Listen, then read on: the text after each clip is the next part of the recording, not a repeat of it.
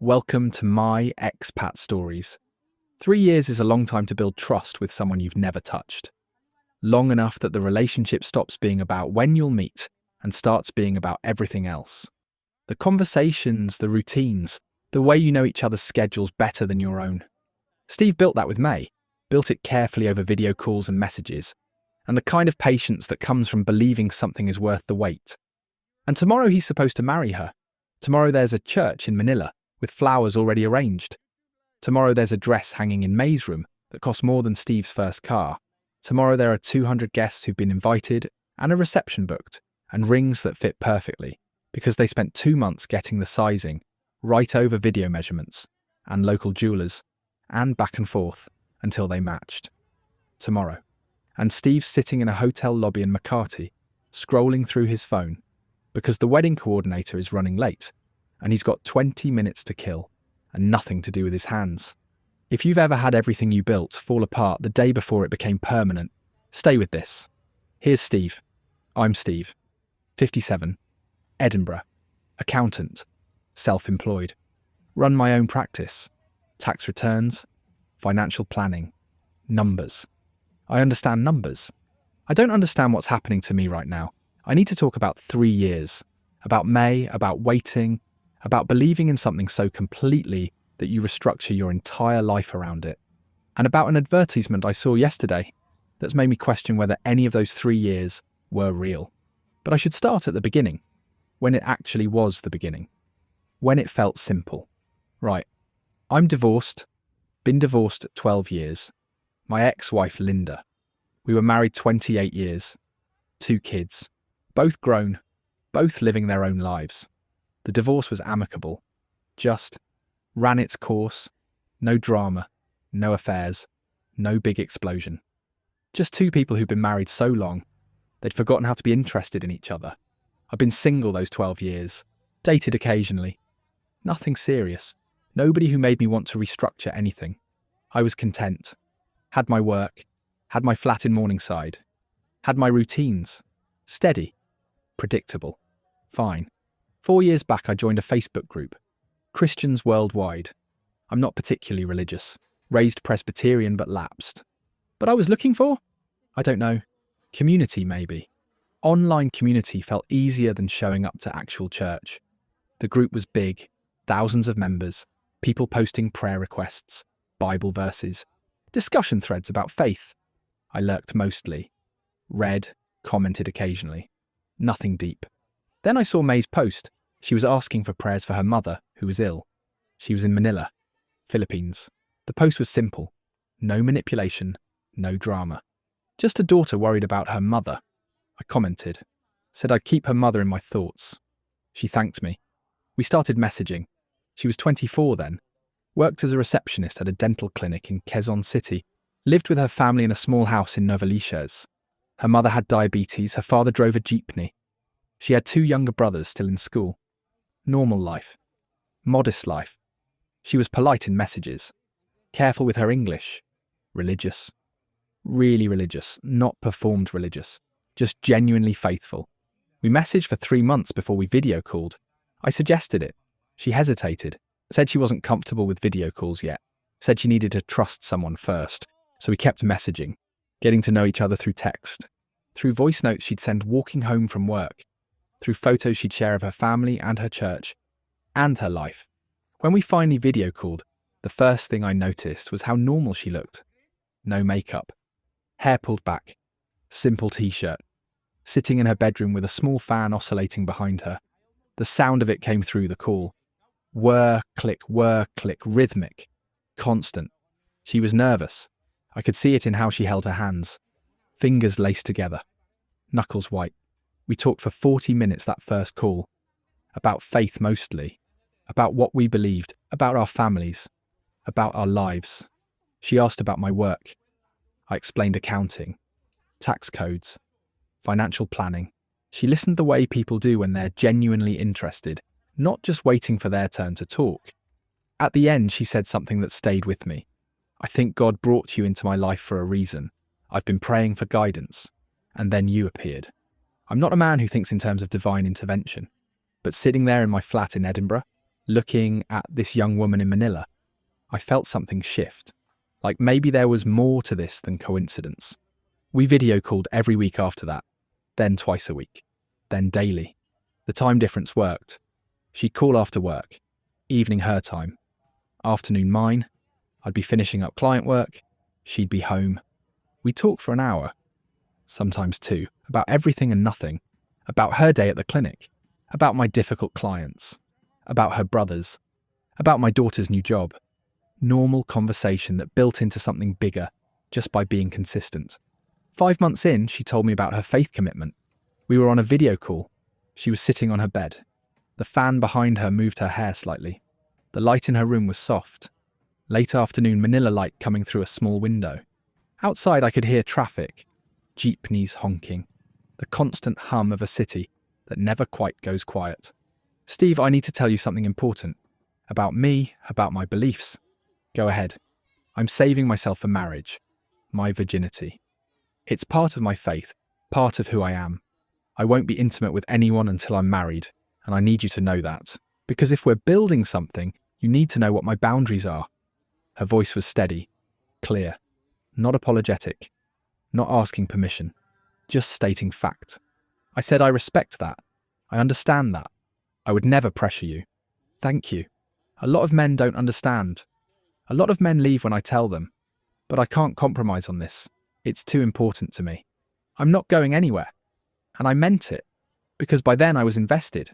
Not just in the idea of her, but in her specifically. The way she talked about her family. The way she'd send me photos of her church after Sunday Mass. The way she'd laugh at my terrible jokes about tax law. I was invested in May, and if May needed to wait until marriage, then we'd wait until marriage. That conversation happened in month 5. We didn't meet in person until month 38. 3 years and 2 months. Of video calls, of messages, of building a relationship entirely through screens and patience and the belief that some things are worth waiting for. People thought I was insane. My daughter Emma, 29, lives in Glasgow. She said, "Dad, you're sending money to someone you've never met, someone half your age, in the Philippines. Do you not see how this looks?" I see how it looks, but it's not what you think. Then what is it? It's a relationship. We're building something. And yes, I'm helping her financially sometimes. But that's what you do in a relationship. You help. You've been helping for 2 years. How much have you sent her? I didn't answer that, because the number would sound worse than the reality. The number without context, without understanding that May never asked for any of it, that every pound I sent was offered, that she'd tried to refuse most of it. But Emma was right about the number. By year 2, I'd sent £38,000. By year 3, it was £67,000 total. Over 3 years, £22,000 a year. Average. Not asked for. Offered. Month 7, May's mother needed insulin. I heard about it when I asked how her weekend home visit went. She said it was difficult. Her mother was struggling. They couldn't afford the medication consistently. I sent £2,000, enough for a year of insulin. Month 14, her father's jeepney broke down. Engine failure. He needed it for work. Without it, no income. I sent £3,000. Repairs and preventive maintenance. Month 19, her younger brother's school fees were due. University. Her family couldn't cover it. I sent £4,000. Year's tuition. Month 24, their roof needed repairs. Rainy season damage. I sent £3,000. Month 31, her grandmother died. Funeral costs. Family obligations. I sent £2,000. Every single time May tried to refuse. Every time she'd say it's too much. I can't accept this, we'll find another way. And every time I'd insist. Because that's what you do when you love someone. You help their family, you support them. You don't keep score. And May wasn't just taking, she was giving too. Not money, but time, attention, care. She'd remember details about my work, ask about specific clients, check in when I mentioned I was stressed. She'd send me scripture verses when I was having a difficult day. She'd pray with me over video call. She made me feel seen, cared for, loved in a way I hadn't felt since the early years with Linda. Month 36, I proposed. Over video call. I had the ring already, bought it in Edinburgh. White gold, simple diamond. I held it up to the camera. The light caught the stone. May, I love you. I've loved you for a long time now. And I know we haven't met in person yet, but I know you. I know your heart. I know your faith.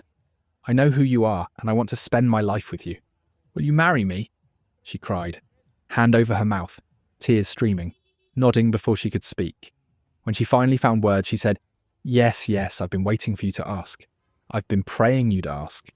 We planned the wedding for month 39. Enough time to arrange everything. Enough time for me to prepare, to reorganise my work, to plan the move to Manila. Because that's what we'd decided. I'd move there, start over, build a life with her. The wedding planning happened over video calls. May's family helping coordinate in Manila. Me helping coordinate from Edinburgh. Church in Novaliches. Reception at a small restaurant nearby. Guest list of 200. Mostly her family and friends. A few of mine flying over. My daughter reluctantly said she'd come. Dad, I don't support this, but I'm not missing your wedding, even if I think it's a mistake. I flew to Manila yesterday. First time. First time being in the same physical space as May.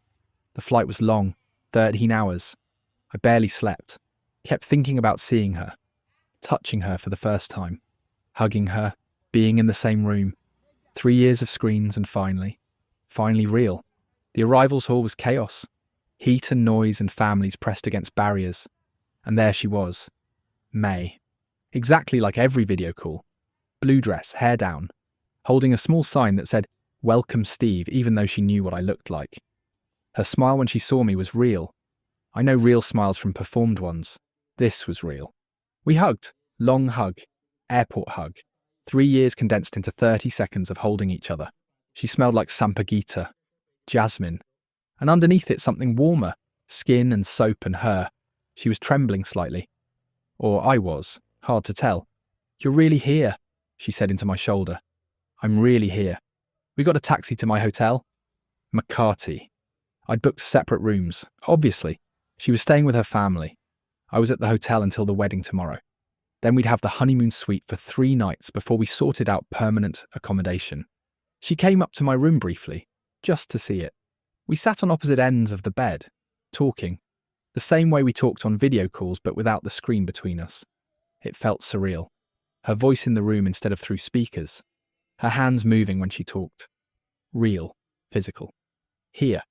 She stayed an hour, then said she needed to get home. Last-minute wedding preparations. Her mother needed her. I walked her down to the lobby. We hugged again. She left, and I sat in the lobby, because I was too wired to go back to the room. Too excited, too overwhelmed, too everything. So I sat on one of the lobby sofas with my phone, scrolling, waiting for my heart rate to return to normal. That's when the advertisement appeared. And everything changed. Banner at the bottom of a news website. One of those rotating ads that cycle through different services. I was reading something about Philippine tax laws. Research for understanding what I'd need to know when I moved here permanently. And the ad appeared. Elite Manila companions. Discreet, professional. Available now. And May's face. Right there. 3rd photo in a rotating carousel of 6 women. Same face I just hugged in the arrivals hall. Same smile I'd seen on 3 years of video calls.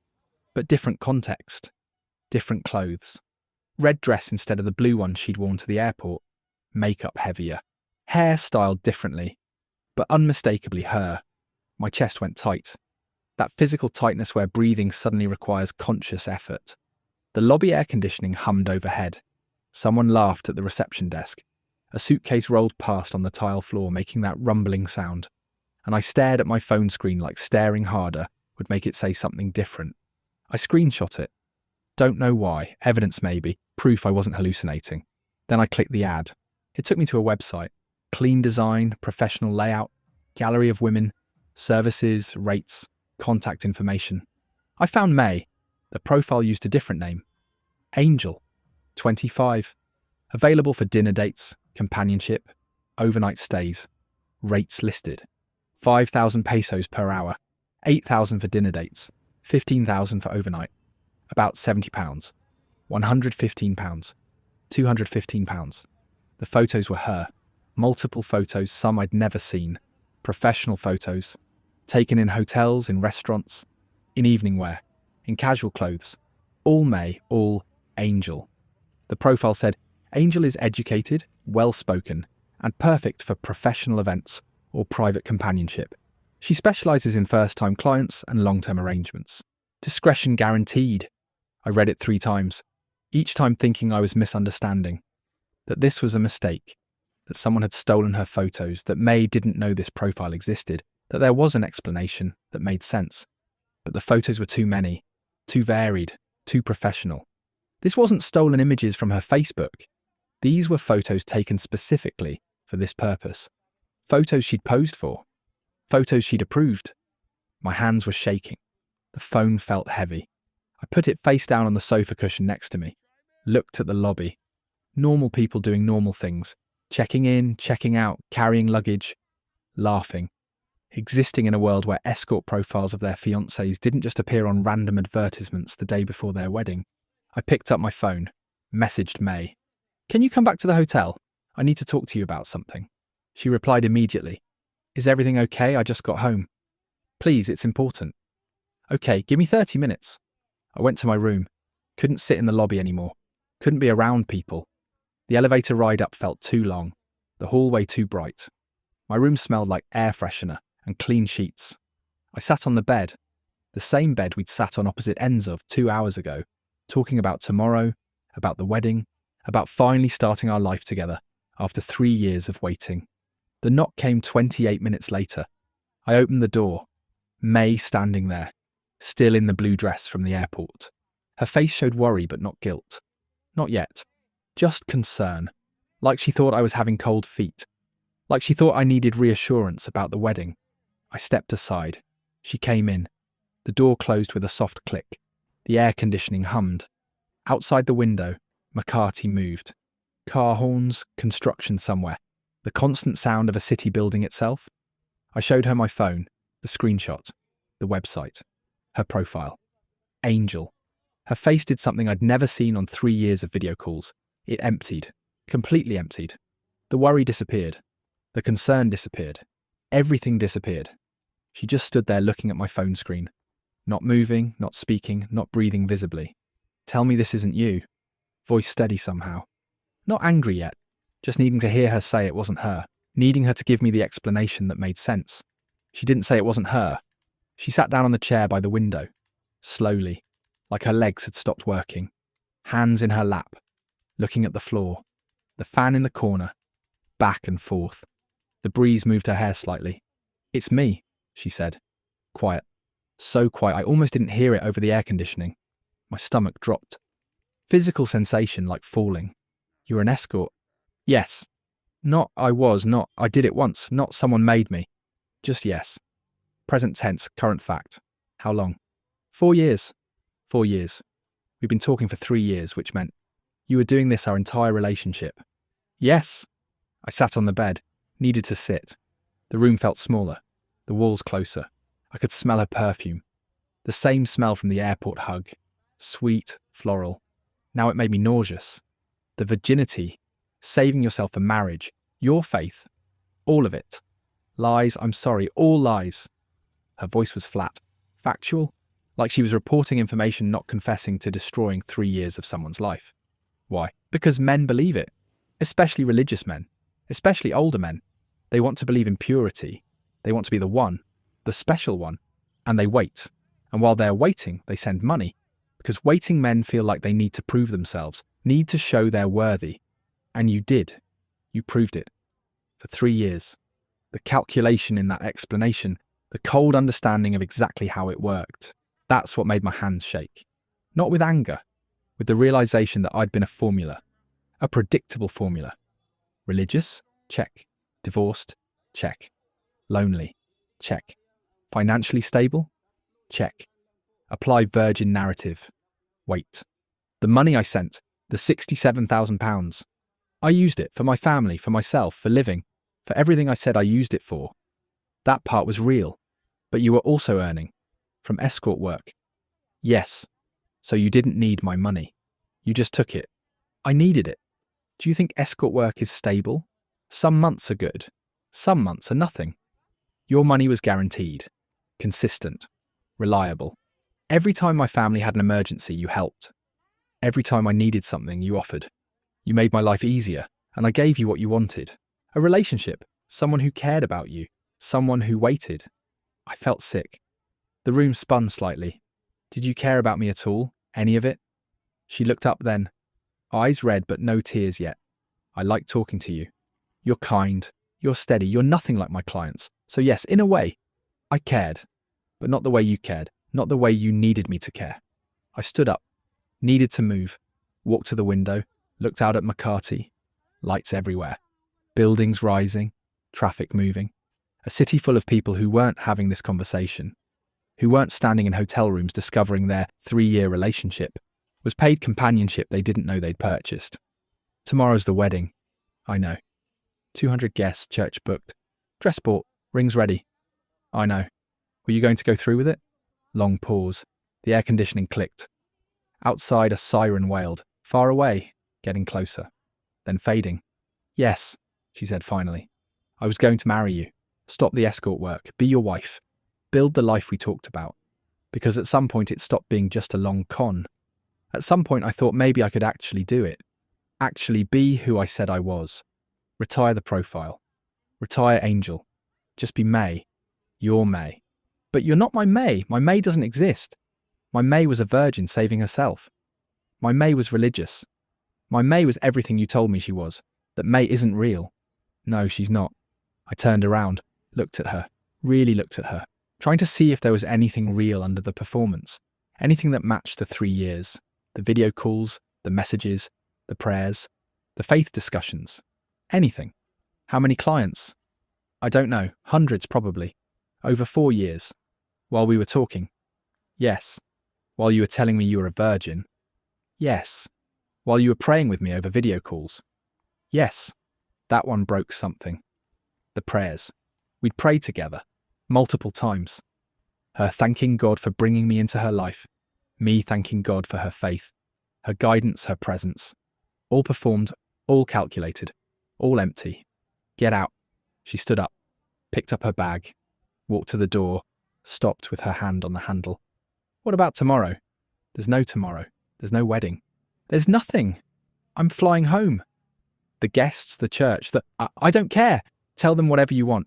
Tell them I left. Tell them the truth. Tell them nothing. I don't care. She opened the door, stepped into the hallway, turned back. For what it's worth, I'm sorry. I know that means nothing, but I'm sorry. Then she left. Door closing. Her footsteps fading down the hall, the elevator dinging, and she was gone. I sat on the bed. The room was too quiet now. Just the air conditioning, the fan, the city outside, and me. Alone. The day before a wedding that wasn't going to happen. After 3 years of building something that had never existed. My phone buzzed. Emma. My daughter. Dad. Just landed in Manila. Where should I meet you tomorrow for the wedding? I stared at that message. Tomorrow. The wedding. I typed back. There's no wedding. I'll explain later. I'm sorry you came all this way. She called immediately. I didn't answer. Sent a text. Not now, please, I can't talk right now. I looked at the wedding rings, sitting on the desk in their box. White gold. Matching bands. May's had a small inscription inside. 3 years of faith. I'd chosen that inscription. Thought it was perfect. 3 years of faith. Of belief. Of waiting. The irony of that inscription hit me like a physical blow. 3 years of faith. Just not the kind I thought. I didn't sleep. Lay on the bed fully clothed, watching the ceiling fan turn. The city noise outside changed as night became morning. Less traffic. More birds. The construction started at 6. Jackhammer somewhere close, rhythmic pounding, matching my headache. Emma knocked at 7. I'd messaged her the hotel address. She came in, took one look at me, sat in the chair May had sat in 12 hours before. Tell me. I told her. All of it. The advertisement, the escort profile, the 4 years, the hundreds of clients, the virginity lie, the faith lie. Everything. She didn't say I told you so, just sat there. Let me finish. Then said, I'm sorry, Dad. I really am. Even though I thought this was a mistake, I didn't want you to be hurt like this. The church needed to be notified. The reception venue.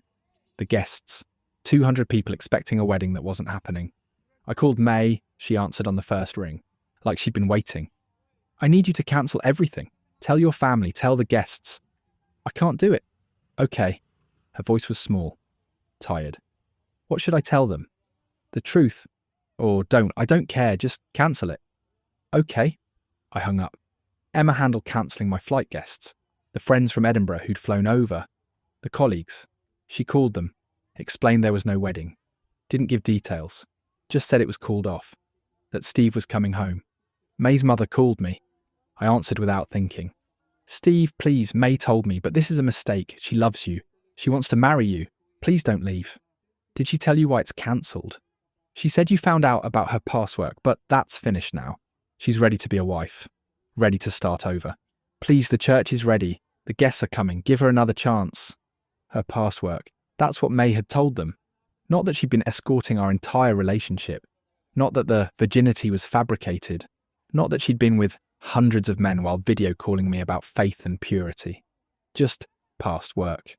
I hung up, blocked the number. I flew home the next day.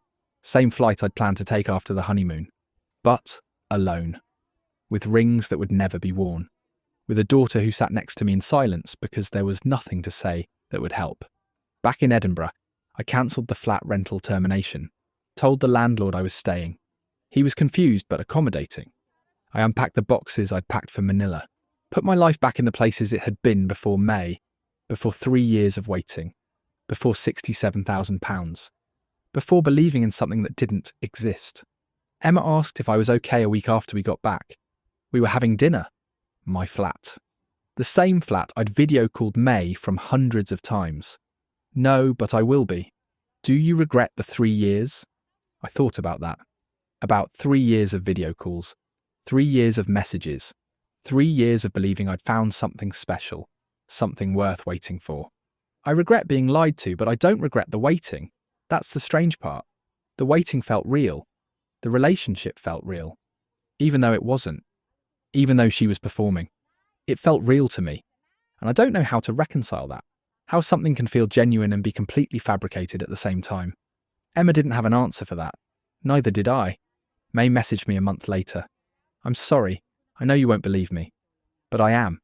And I want you to know I would have been faithful to you. After the wedding, I would have stopped everything. Been your wife. Been the woman you thought I was. I know that doesn't help. But it's true. I believed her. That's the thing that kills me. I believed that part. That she would have married me. Stopped escorting. Been faithful. Built the life we'd planned. And maybe that would have been enough. Maybe the lie about the past wouldn't have mattered. If the future was real. But I'll never know. Because I found out the day before. And I couldn't unknow it.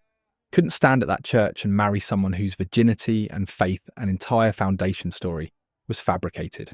Steve, 57, Edinburgh. Accountant. I spent 3 years waiting for someone who was never waiting for me. Spent £67,000 on a relationship where I was one of many. Got engaged to an escort I thought was a virgin. Planned a wedding that died in a hotel room the night before. And the worst part isn't the money. Isn't even the lies. It's that part of me still thinks about, what if I hadn't seen that advertisement? What if I'd gone through with the wedding? What if the future could have been real, even though the past was fake? What if May really would have been faithful? What if the woman who performed for 3 years could have become the woman she performed? I'll never know. And not knowing might be the hardest part. This is my expat stories. Sometimes 3 years of faith is 3 years of believing in someone who never existed.